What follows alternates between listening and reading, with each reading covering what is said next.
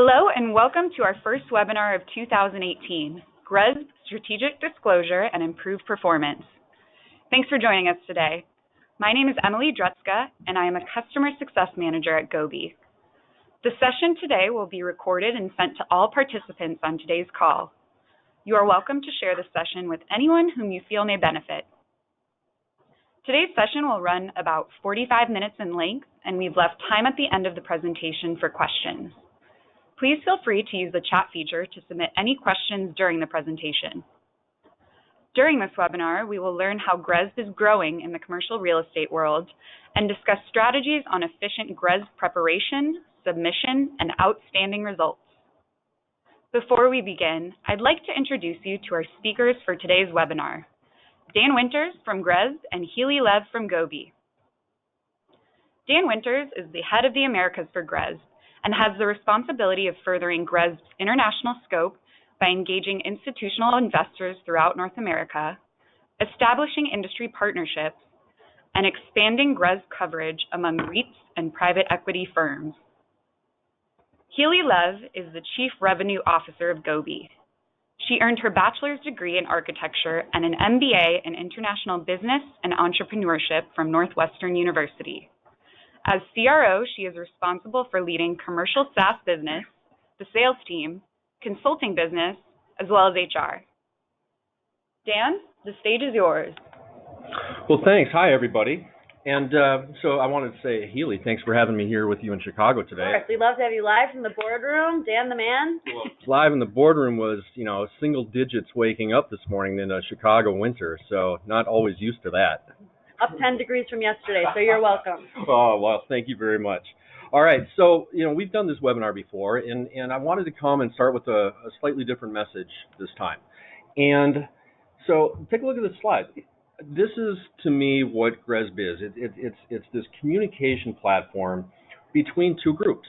On the one hand, on the left side, we've got institutional investors, and those are the pension funds globally that are, collecting capital and paying out pensions and doing what they do, these big stores of wealth. And then on the right-hand side, we've got the groups that actually manage that money and deploy it into productive economic returning assets. And those are the private equity fund managers and the listed property companies. So to consider what GRESB is, it's an ESG framework. When we do this, right, so we're by industry, for industry. We get input from all parties. And we have a lot of strong industry support from all the trade associations globally.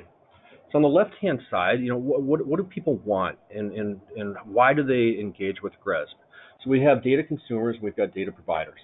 And the institutional investors use this for engagement, decision-making, where to put their capital. It's not really a deal maker, but it can be definitely a deal breaker. And then clearly with their portfolio monitoring as they ramp up efforts to have impact with their investing. On the data provider side, right, the participants, what do they get out of it? Industry intelligence, some management analysis opportunities, and then the ability to measure milestones and make progress because GRESB is an annual assessment, wash, rinse, repeat, do it every year. So I wanted to frame that and then to then offer up some learning objectives, right? So what's on the minds of institutional investors? I want to cover that for a little while. Talk about GRESB participants and how, nearly a decade in, GRESB has evolved and how they've evolved with this tool. I also want to visit my favorite radio station, WIIFM 101, which is What's in It for Me. Hopefully it resonates with everybody here. And then, how to get started. So with that, what's on the mind of institutional investors? I want to offer up, some sustainability initiatives internationally that, everyone may or may not be familiar with. So science-based targets, right, that's trying to hold carbon to this 2-degree scenario. Climate Action 100 Plus was created a couple of years ago, and that's a way for institutional investors to engage with the top 100 companies when it comes to carbon emissions, talk to them about what they're doing, right? So you have Building Council, UN. So let's take a deep dive in some of these things. Oh, well, and then that's the private side, and then there's the listed side, right? So there's another group of efforts that are out there, whether it's SASB here in the US or integrated reporting, looking to get ESG integrated into financials. So financials have been around since, here in the U.S. since the Securities Act of 34. So it's had a good 80-year head start on ESG, which has really been around, since this definition came about. And this definition, which I think, those of us in the room and most of us on the phone are familiar with, you really think about it, it's only 10 years old, right? What is responsible investment? So the UNPRI put this out there, and it's really all about managing risk and generating long-term returns. But this definition that we've kind of come to take for granted is around a decade old. And here's what the signatory profile looks like. And you can see there's some really strong growth of both numbers of signatories of UNPRI and assets under management.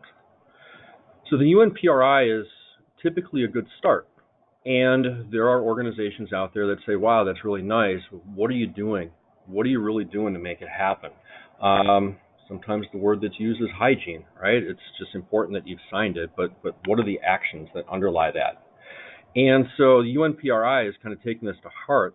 And you have issues like this that are now bubbling up, which is, okay, you've signed it, but are you doing anything? Because if not, maybe you might get kicked out. And so, as all those issues are kind of happening, it's just good to be aware of. Something else that's important is this thing called the Montreal Pledge. And this was offered up to the market in 2014. It's got over 100 signatories.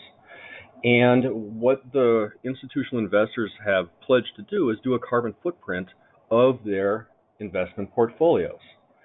So that's hard. A carbon footprint of all, especially if you're like CalPERS, right? $320 billion, you own the market. And, how are you going to get that data? And so you're going to look at carbon disclosure project reports for airlines that you own or software companies of the securities that you own. But then you get to real assets. And real assets, it's hard to get that data, and more folks are relying on us. So it's pretty interesting. And so here is one of our founding members on the institutional investor side, PGGM, and they're an original signatory to the to the Montreal Pledge, and they pledged to do a carbon footprint of the report. They actually have done it.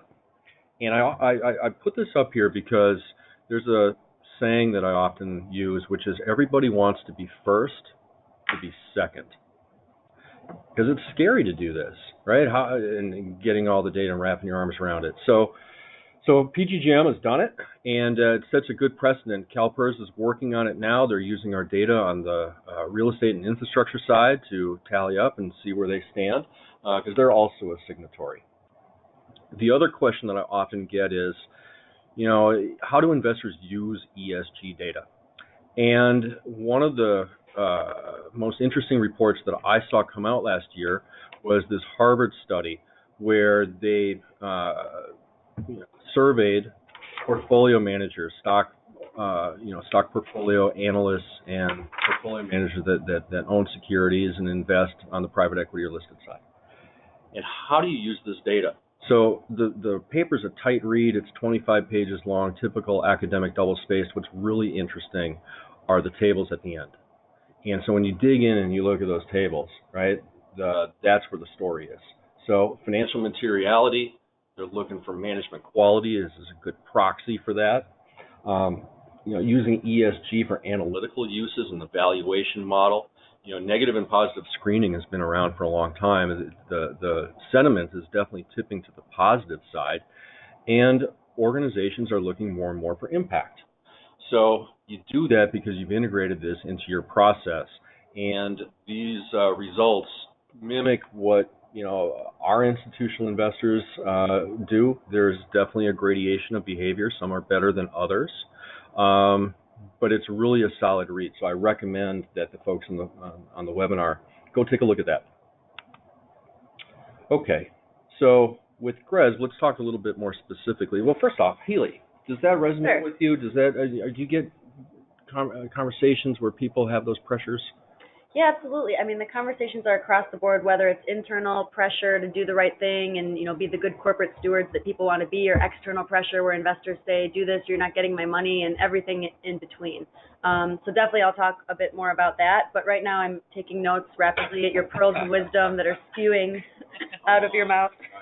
Okay, so why? So GRESB, right? We've been around nearly a decade. Why do we exist, right? And the idea is that through some deeper analytics and more opportunity to go through this assessment, that we help enhance and protect shareholder value, and we do it in the real asset sector.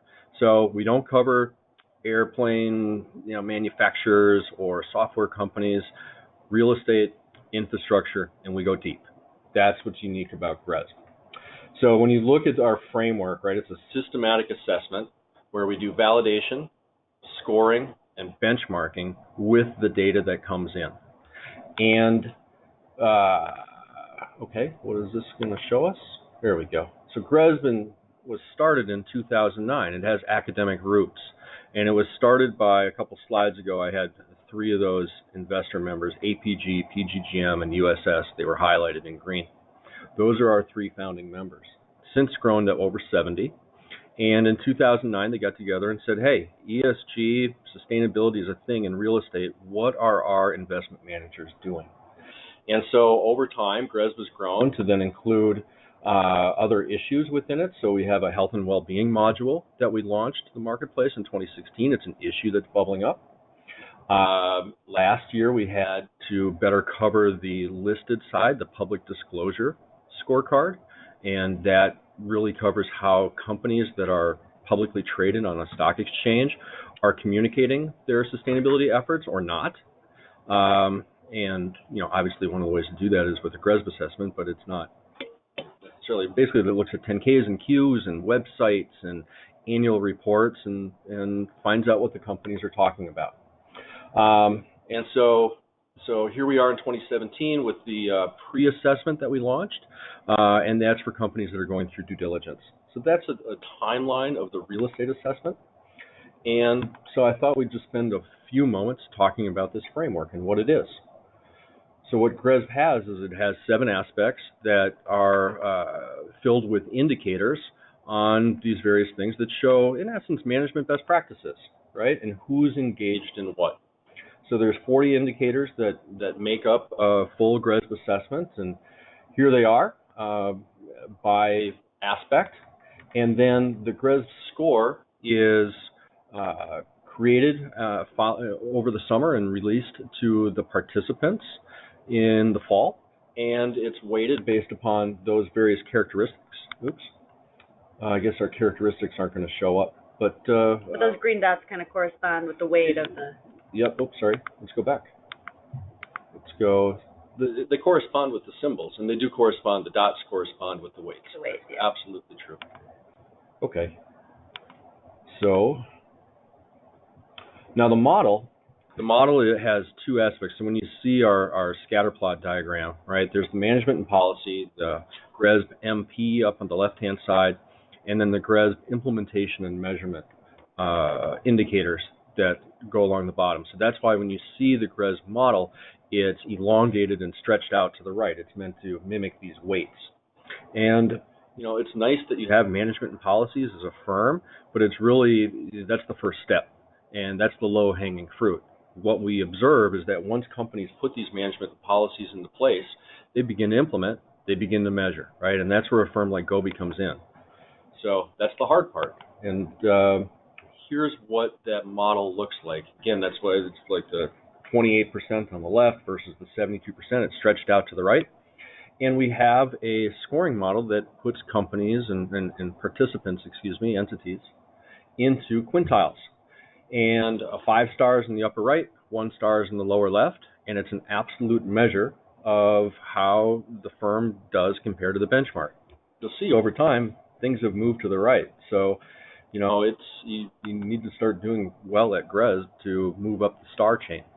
And how to read that 5-star rated, right? It's a calculation. It's based on the GRESB score, and this is something that's not often understood.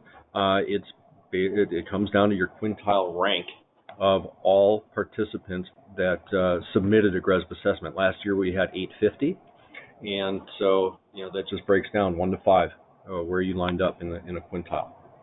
The methodology is out there, right? The greatest place to find more resources on GRESB is down in the footer of our website. appropriately named GRESB resources. And you can search and you can find this document. And I'm often asked about methodology and scoring, and so it's there, and people are able to take a look and investigate it. So this is a very interesting thing. This is now where I'm going to turn over to Healy, because we did an analysis. We looked at 5-star versus 1-star firms and submissions, and that's what that windrows diagram looks like. So you can see, the companies that are kind of just starting out with sustainability, putting together a program. They don't have a lot of performance indicators. That means they don't have their hands readily on data. They're doing okay on policy. That's typically in management. That's typically where companies will jump to maximize those scores. And then starting to look at the risks and opportunities and being able to put systems in place to monitor that portfolio over time. So that's the progression from a 1 to 5-star. And the companies, I do observe that the companies that are 5 stars have been at this a while. They've been doing it for 6 or 7 years. And often they started in the 20s, started in the 30s with their score, and now they're up in the 80s and 90s. So I believe, I thought we were going to have some Gobi slides in here. Aha. No, what do you think? What do you think? All right. So how about if I keep rolling? Good. So this is our assessment cycle, right? And here we are in the sort of middle of January. That's on the right-hand side for the participants on the phone. And people are preparing for it. We get a lot of feedback from the industry. So we're busy getting ready to publish the 2018. What do we got? I'll finish your thought. Okay. So we're getting ready to publish the 2018 pre-release assessment. And we're announcing our training schedules, and that's in March in various venues around the world. The portal opens April 2nd this year because it's a Sunday, is April 1st, and it's open for the second quarter. And that's when folks get in there and do their thing. That's the green band that's up there. So on the other side, our investor members, they're engaging with their investments. They're encouraging them to participate in GRESB. They're integrating ESG into their processes and really doing a deep dive into the data that they received from 2017. So, okay, so I had anticipated some other slides in here. I think that we have that, and I'm seeing some nods in the room, so let me be quiet and let's see what happens next. Okay. All right. Cool. Healy. Ready to hand off? Yours. Okay. Here you go. Sounds great. Thank you. All right, so definitely good segue. So I'll let you know that we were thinking about what to present. So obviously this is maybe the 4th or 5th webinar we've done with Dan, had the honor to co-present with Dan. And we thought about, perhaps maybe we showcase our amazing technology and talk about Gobi, but then we said, no, you know what, here's the thing. We're hot into GRESB season 2018. People are reporting. The momentum is there. There's buzz around the Gobi office as we're starting to ramp up, continuing to ramp up for our clients and still bringing in new clients that want to try out GRESB for the first time. So what we decided would be a good format for today was just kind of like an FAQ. So we realized that a lot of questions, especially with folks who have never done GRESB before, and just judging by looking at, the roughly 70 people on the line, we have probably a lot of you have the same questions. So we figured we'd run through kind of the most common questions that we get, give you a little bit about what we think, and then obviously have, Dan chime in as, everything GRESB, end all be all, sacred word from your mouth. I got to be careful because I don't get technical. That's true. You can't hold Dan to anything that he says in this webinar, and he won't put any of it in writing, but no. The webinar is recorded, though. Excellent. Excellent. And I must, shameless plug, this is inspired by a David Letterman top 10 list.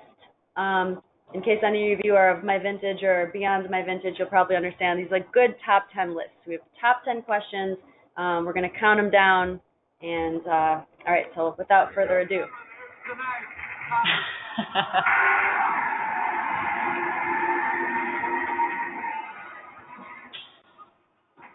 So it's like my last trip to New York. That's you in the cab. Yeah.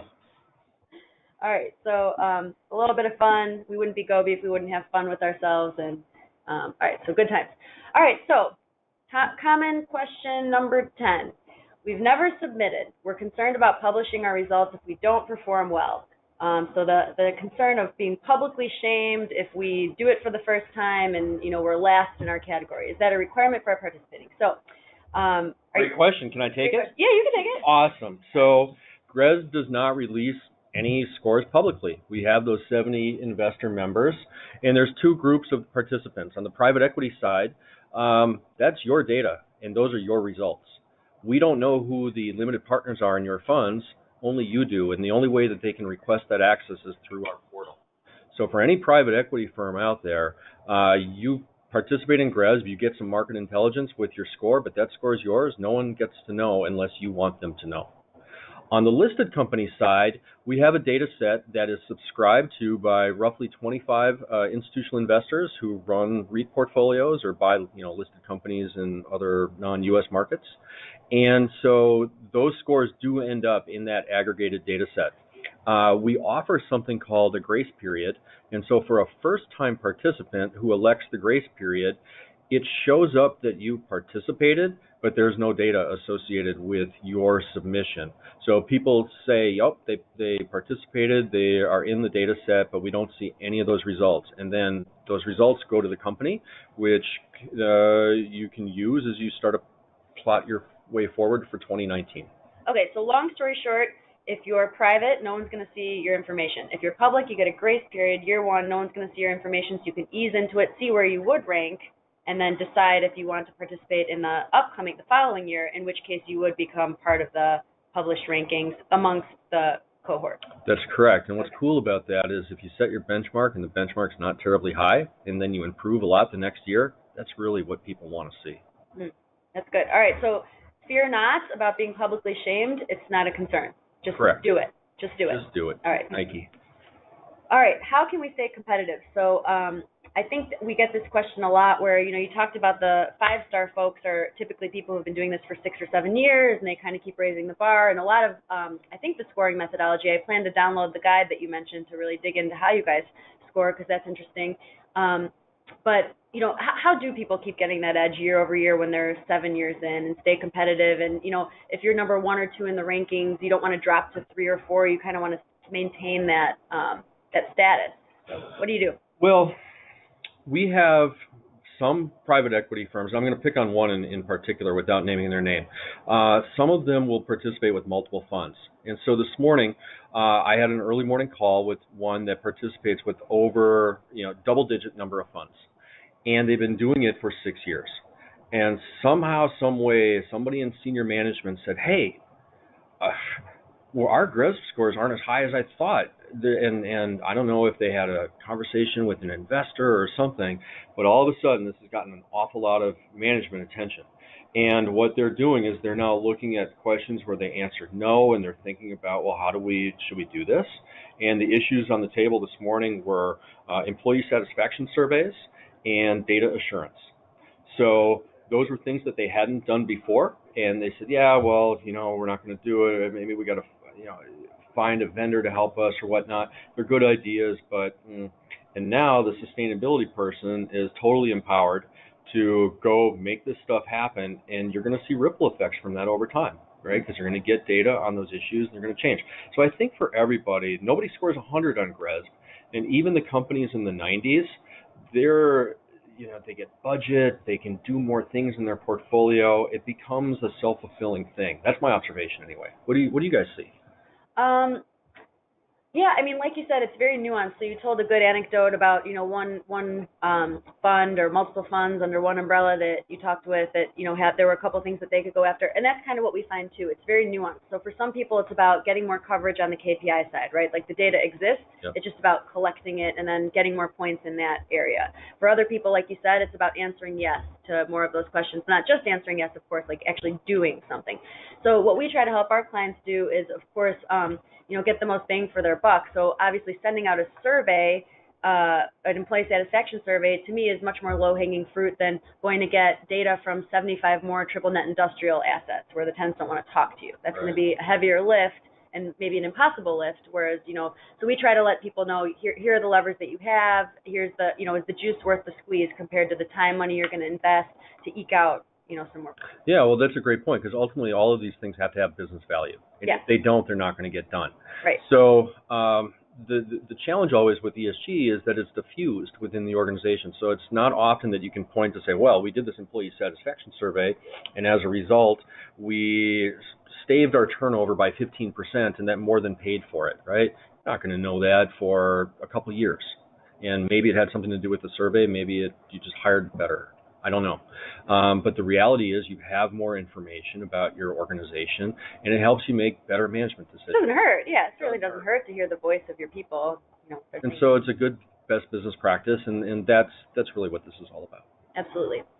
All right, counting them down. So kind of to that end, should we focus on improving our KPIs or our policies? Which has the biggest impact? So you did have that nice visual up there where the dots kind of corresponded with the weights of each section. I don't know if I should flip back to it. No. But, how do you simply, and I think to the point, too, that we just talked about, it depends. Is your portfolio all triple net industrial, or do you have opportunities to score better on the KPI side of things? Right. So. Well, if you think about that, 28% is management and policy, 72% is implementation and measurement, of which those are KPIs. And KPIs are become better, business information for your own internal dashboard with how you navigate your portfolio. So I think the clear answer here is you focus on your KPIs. Always. Okay, that's good. I like clear binary answers. Sometimes it's just nice to be like, well, this and this. You're just like, no, it's just this. But set your KPIs for how your business works. Without a doubt. Got it. All right, so focus on KPIs in short. All right, I'm having a hard time getting other stakeholders engaged in this process, and it's limiting our impact on KPIs. So actually, a meeting we had this morning was kind of some of the concern is, getting the stakeholders and the organization involved, and then, you can only do what you can do as one sustainability person, but you really need the support and engagement of your organization. So how can I encourage them to get more involved? Well, being a sustainability person in an organization, you're a change manager, you're a treasure hunter, you're a silo buster, you're doing all those things. And it becomes a sales effort sometimes with people, because people are who you got to break through to cause change. I've seen recognition programs work, right? Who's the property manager that does the best? People that have reduced a KPI or increased a KPI that needed to be increased, right? So people do like to be recognized. Stakeholder engagement, that's the trick, that's the game. Yeah. And by being in the sustainability realm, that's kind of what you signed up for. Yeah.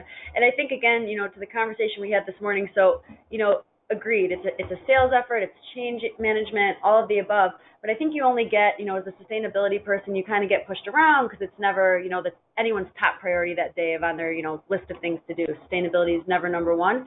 So I think you have a limited number of asks, right? You have a limited number of what you can ask people in your organization to do before you start to be the annoying sustainability person. So one thing that I told, the gentleman that we had here this morning, you want to, knowing that you have limited asks, you want to set yourself up for success. So if you can alleviate the burden on your stakeholders, be it your property managers, other folks in your organization, alleviate them of the burden of data entry and data collection and aggregation, so that this whole effort doesn't become an exercise of pushing information around, and have them focus on things that are really more impactful. So, and that's where, here it comes, guys, shameless plug. A firm like Obi can help you do those kinds of things, get that data from the disparate sources. And we do it, again, not by bothering property managers to enter data into Portfolio Manager every month, but getting a username and a password one time, connecting directly with the utilities, and then pulling the information from the utility into our system. So then you start to get reserve your limited number of asks to more interesting things, rather than just being, the annoying sustainability person who's like, hey guys, can you put your data in? Hey guys, the 15th of the month, can you put your data in? 10 of you did. 15 of you didn't. Please put your data in. It changes the whole dynamic and elevates the game that a sustainability manager can bring to their organization. Yeah, that's definitely the hard part of the blocking and tackling. I've also noticed, just to add some more flavor to this, that organizations that have done GRESB for a couple years all of a sudden start to get the senior management attention.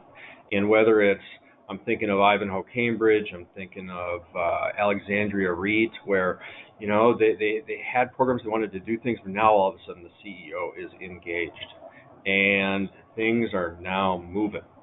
So, you often want to have that. It doesn't come naturally, and sometimes all of a sudden the trigger happens. The same thing that happened with the private equity firm that I was thinking about this morning. So having help from the top definitely moves the needle as well. And to that point too, I'm thinking about a handful of our clients as well. How many organizations would you say report to GRESB? So it could be at a director of sustainability type level where the CEO might not even be aware. Yeah. I think that's not too far-fetched. I've got some slides at the end that talk about the avenues that people join GRESB or join the benchmarking, right? And it's either compliance or curiosity. So if you get stuck in compliance mode because some investor asked you for this and it comes through investor relations and it funnels its way down to somebody, then that can spin around for a while until it gets somebody's attention that says, hey, we got to get into competitive business value risk management mode. And so we'll talk about that at the end. Yeah. But having an engagement from the top down and kind of the CEO purview to what they're doing is going to drive kind of always helpful. Yeah, engagement throughout the organization. Makes sense. All right, we are getting all of our ducks in a row, still trying to understand what GRESB is and if it makes sense for us this year. So we do hear this a lot where people are like, I don't know, maybe we'll report in 2019. We're kind of, we got to get all of our information. We've never even collected data. And then we start to get these clients that want to have, sometimes per the advice of their sustainability advisor, that want to spend like year one getting ducks in a row, and then they're going to spend year two maybe benchmarking, and then maybe year 2 or 3 they might report to GRESB. So what's your perspective on that? I mean, do you spend a year getting GRESB ready and then report in the following year? Or because of course you're reporting in arrears, right? So the information we're about to submit this coming season is about last year. So if you didn't do anything last year, do you spend this year getting ready and doing stuff and then having a better application next year? Or, I mean, what are your thoughts? Philosophically, I've grappled with this a lot, and I really think it comes down to fear. And the fear of not doing well, right? We've all been trained since kindergarten to achieve and strive, and whether it's in school or some extracurricular activity or whatnot. And the reality is there's nothing to fear because you get the results and you alone. So what you have to gain is business intelligence, things that are happening out there, the opportunity to engage internally on these issues and get that management buy-in that's going to start to move. Because the other side of it is, the industry has moved, and so if you're still sitting here on the fence, you're chasing a moving target, and you're still not in the game. So even if you feel like you're reporting on a year in arrears where you didn't do much, that sets a baseline, right? It gives you opportunity to improve year over year, so you might as well just get going. No one's going to see it, Yep. So it's okay. It's private. Have you ever had a situation, I'm just trying to think, of course, in all avenues of how this could possibly backfire. Do you ever have a scenario, though, where people are, all right, we're going to dive in. We did nothing 2017. We're a blank slate. We're going to do it. But then they score so poorly that they get intimidated, and they're just like, you know what, we're not going to do this at all because we're so far behind. There's no possible way we could catch up, and we're just going to rank 10 out of 12, and there's no point. Yeah, that's a human response to a complex problem.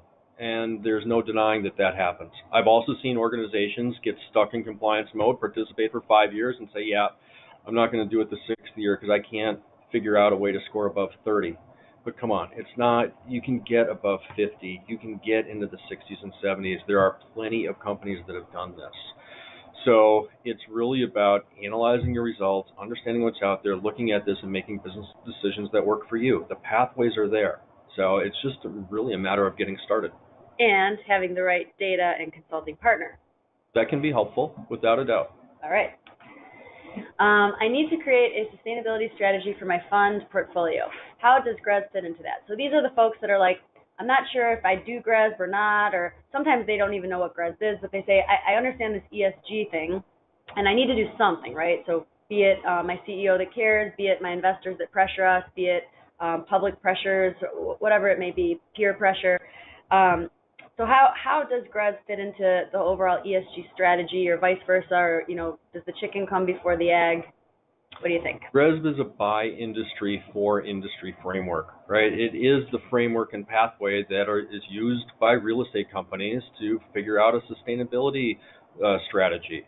So what's the question again? I mean, it's GRESB. That's it. All right. So in your opinion, if you do GRESB, there still is. Do you believe that there's still a separate function and merit and purpose of having an ESG strategy overall for the company? Or is GRESB enough to speak to that, in your opinion? No. I think GRESB is a tool that is then used to refine that strategy. GRESB is not a strategy. Okay. GRESB think is that's a what framework. Okay. Yeah, well, that's why I asked. What's the question again? Because I wasn't understanding, and that's my fault. Sorry for being deaf. That's okay. Next time we'll put like little rubber duck icons at the bottom to make it easy for you. Oh, yeah, thank you. Questions. Right. Just kidding. We have fun. All right. If I prepare for GRESB but decide not to submit, what's the benefit of going through the process?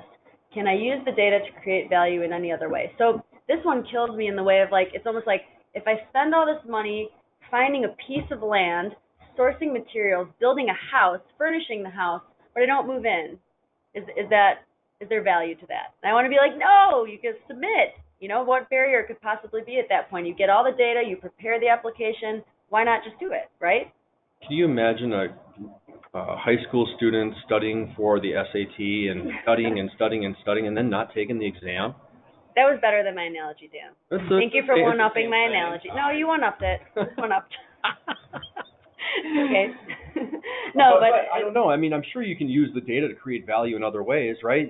At the end of the day, this is a search around the organization for data that are KPIs that can, help your organization get better. That's what this framework is. So the answer is a simple yes, but it seems weird not to submit because you're missing out on the whole business intelligence and the competitive dynamics and the behavioral economics that transpire once you get in the game.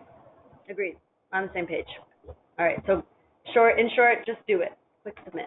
That's going to be my answer to many of these slides. Okay. I think this is maybe number 9. I haven't been we might be getting close. Yeah. We might be getting close. All right. My investors are not currently asking me to do GRESB. Oh, we do get this one a lot. Oh. What would be the compelling reason to start now? So if my investors don't care, why should I care? You want to have a track record, without a doubt. And so we only have 70 institutional investor members. But, this morning I had breakfast with Nate Creef, and it's likely that we're going to do something with the open-end fund index, and that's going to open up a conversation to all the U.S. pension plans that are open-end fund investors. ESG data has become a pretty sizable deal. And if you look at the platforms by Thomson Reuters, Bloomberg, S&P Global Market Intelligence, and the 5 others that I'm missing, right, ESG has become a tab. And that's just on the listed side. So the cat's out of the bag, the cow's out of the barn, whatever analogy works for you, right? There's nothing delaying your engagement on this issue. Got it. Makes sense. So just do it again. There you go. Okay. I've been participating in GRESB for 3 or more years. I make small improvements year over year, but I feel like I've plateaued. So I think we kind of touched on this in a different way. What can I do to keep moving the needle and drive value for my properties and not just buy points? Buy spelled B-U-Y, by the way. Right. Well, that's where it becomes you need to make business decisions for you based upon your circumstance. GRESB is a framework, and it's meant to challenge an organization on an annual basis with a series of questions. And those questions do change over time. We're going to introduce a resilience module this year, and so that'll be something new for people to wrap their brains around. This is a very individual answer to, real estate's a complex industry. And then you have people that are messy variables. So hard to give a silver bullet answer to this one. And do people get crazed? So I remember, kind of back in the day when I was at JLL cranking out lead projects, you get these clients who are just like, all right, so, I'd be like, all right, you guys are gold. Like, well, we really want platinum. What can we do to get platinum? And you're like, well, you could do this thing that will have minimum impact on your actual building, and it's like $10,000. And you're like, well, will it get enough points for platinum? And you're like, well, it will, but also just, are you going to spend, is it just about the points? And maybe it is. Maybe there was, some value to them to spend whatever money it took, make no impact on the building just to get the LEED Platinum. One of them was like, buying a plot of land elsewhere or something to offset your own. Anyway, so I'm thinking back to that. Does that syndrome happen with GRESB, or is it a bit more, it's not that cut and dry where you can throw money at the problem? You've got hard benefits and you've got soft benefits, and you've got benefits that are diffused within a series of issues within a company. So I think buying points, sure, of course it happens. And companies that do that are looking to up their reputation, which is a marketing benefit, and it's a capital raising benefit, and it's a morale benefit. So sure, there's benefits to all of those things. There's benefits to a LEED Platinum building, and some of those things are very, you have to invest hard costs, and they actually have, impacts at the physical level, and some of them are also for the PR folks. Either way, they affect everybody on the team, and the team that I'm referring to is the team of the company. So not to it's look at the intangible benefits as well. Don't underestimate the value of the intangible benefits. Totally. Cool. All right, I think we are getting close to 10. Two more, maybe number 2. Why am I put in that bucket? If I consider myself an X, why does GRESB consider me a Y? Yeah, so that's a very simple answer. So it's due to our peer grouping. Our peer grouping is based upon property type in your portfolio, and the threshold is 75%.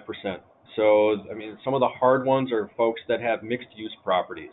And what is that, right? So if it's got hotel and office with ground floor retail, if it's thrown in as mixed use, but then you have a huge other retail portfolio that doesn't get you over 75% threshold, all of a sudden in GRESB world, you're diversified, right? And so it's difficult. The open-end funds have a challenge with this. Our peer groups are based upon where your assets are located in a region, North America, and what kind of property type they have. And we do that to try to put peers on peers to come up with as best of a benchmark as possible. We also need a minimum of 6. So if we don't get to a minimum of 6, we start to back out and we'll go global, right? The hotel sector doesn't have a lot of engagement so far. And so that benchmark is more of a global benchmark as opposed to North American hotel companies. That's how GRESB works, but we still then communicate to investors to say, hey, this is a retail company. They just got benchmarked this way. Makes sense.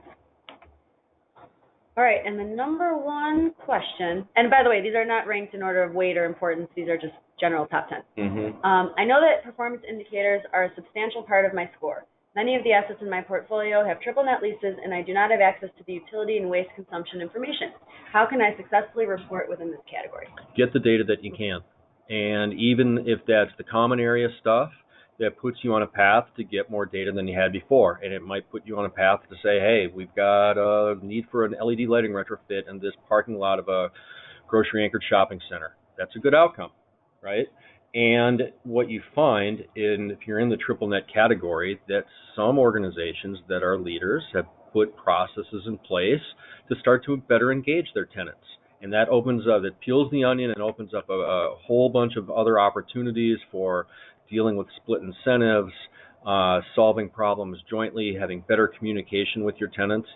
None of this stuff is easy, but the idea behind GRESB is to let the market solve the problem. And we just put the problem out there and say, how do you want to solve it? And by the way, some organizations that you compete with are doing better at this than you. Yeah, and I agree.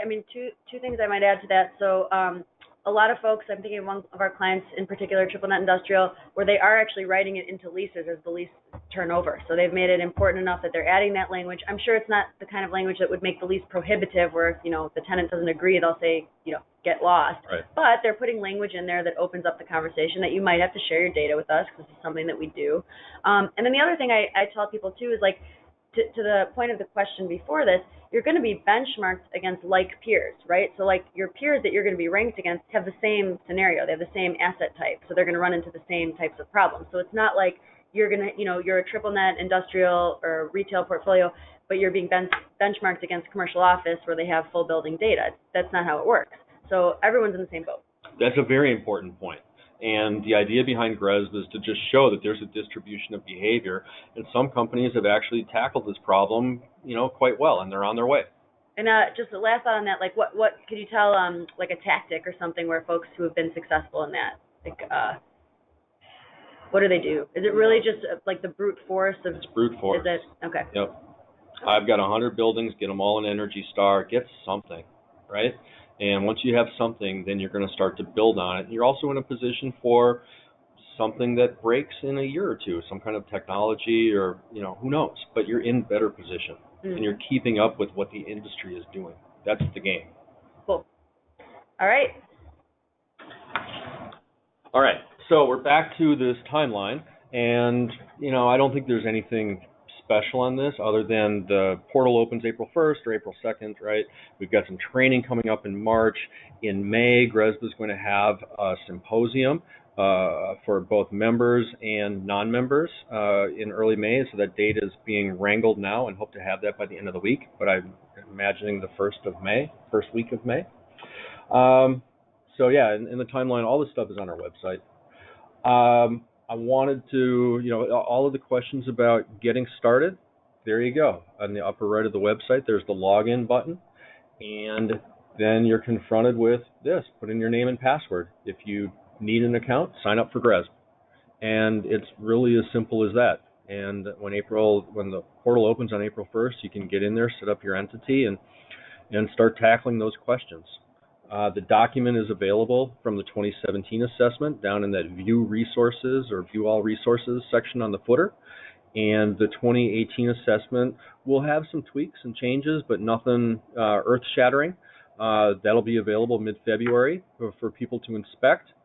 Yeah, so that's the process. So now, right, my favorite radio station, what's in it for me?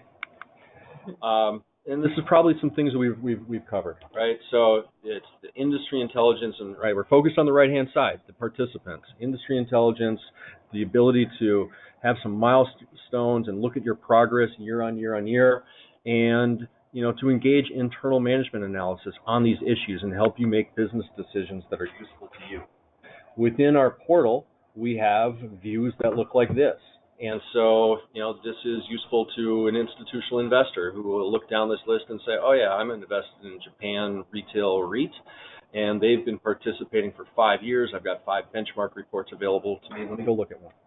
Right? So they can do that. If you are a limited partner within a fund, you'll see that they participated, and you'll have a request access button for you. That's what that little envelope icon is on the right-hand side. And then, obviously, down at the bottom, the Singapore Industrial REIT for 2017, they didn't quite get over the goal line. They got 77% done. They thought about submitting, but they didn't submit. And they issued an intent, no, we don't want to submit. So there's a little message in there to the investor, and then people can email them right there and say, well, what happened? Just a little back end of our portal. And then on the public disclosure side, all right, companies can go look at that. It's only available for listed companies. They're the only ones that have a public disclosure scorecard, right, or a publicly traded REIT. So you can go take a look at the framework and how your company measured up, if that applies to you. Mentioned how the institutional investors work with that request access. That's what that looks like. And I think this is new information for a lot of folks. They don't really realize how the process works. And I wanted to show that to sort of address the fear factor that was part of the couple questions that Healy was asking. You control your data, and these folks will request access to it, and you can let them in or not, and it's totally up to you. Okay. So this was the what I was referring to before, this chart that why do people participate?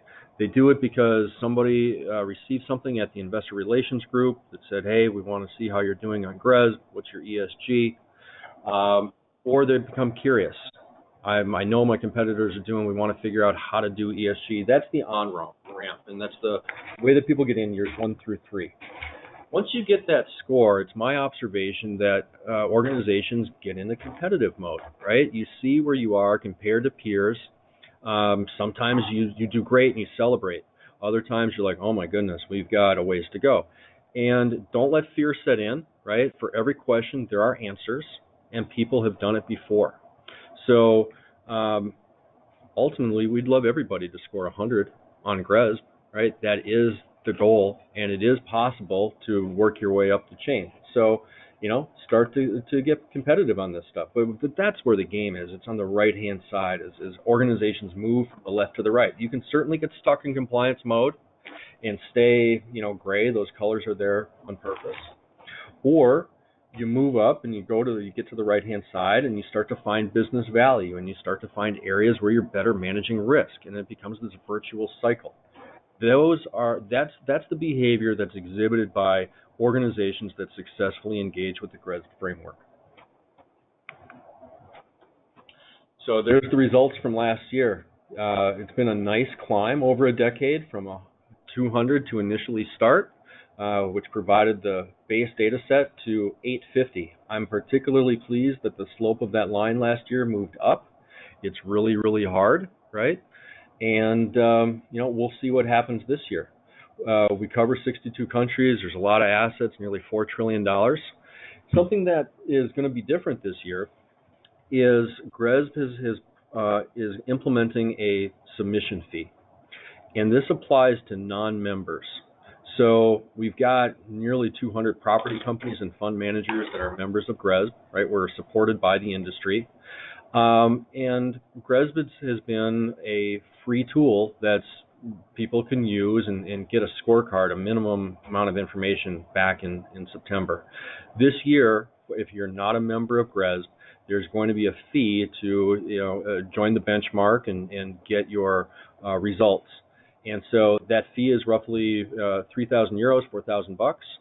And so that is a change that may affect how our response rate continues to go over time. But I would say that less than 25% of the participants are non-members, and most organizations, after participating for the first year, decide that they want to commit to ESG and they like GRESB being by industry for industry, and they join. So with this just shows the results of where participants are located and the amount of money that's at stake. And this is the last slide. So the money is here. The participation happens in Europe, right? ESG is more ingrained in investing and what people do. Here in the U.S., we're market-driven, and that's great. I view GRESB as a market-driven solution to existential problems. And while we have, 1/4 of the participants, we've covered 2/3 of the capital. So the opportunity to really have an impact is here in North America, and this industry is doing a pretty darn good job at it. Oh, sorry, there's the European number there. Okay, so I think that's the last slide, and now we're down to Q&A. The folks on the line. So if you haven't submitted anything, please do. I think we do have a couple questions. Yeah, so Dan, I know you had mentioned a resilience module that's being released. Are there any other changes, or if you could provide any information related to that with the 2018 release? Sure. So I covered the pricing issue. That's really our biggest change. The resilience module is being worked on for those that are on the mailing lists. You know that there are some working groups that are formed right now. The person that's leading that project is Chris Pike, who's back and is fired up about the resilience module. So I encourage folks that are interested in that to partake. It's going to be a simple 10 questions. What does resilience mean to you and whatnot. And these things are voluntary, and it's really meant to define that issue. As every year, we have tweaks and updates to the assessment. It's an evolving, iterative process. We get a lot of feedback in the third and fourth quarter from folks that have, observations about what works and what doesn't, as well as people that come forward with new issues and things that we should consider. And that engagement's really valuable to us. I don't have anything specific to offer, but there's nothing earth-shattering for 2018, and that should be published by the middle of February. Great, thank you. We've got other questions. Yes. Oh. I'll just ask one. Okay. Yeah, it's on here. Which countries in South America are represented in GRESB? Which countries in South America are represented? So we have a couple of Brazilian funds. We've got some Mexican funds. I am the head of Americas. Boy, I should rattle this off. We don't have many. I think there's less than 10. So I'm pretty confident it's Brazil and Mexico. We'd love to have more engagement there. So who's ever asking the question, if you have a way for me to better engage with that continent, please ring me up. Sounds good. So yeah, to the person that asked that question, if you want to get connected directly with Dan after the webinar, we'll make it happen for you. Cool.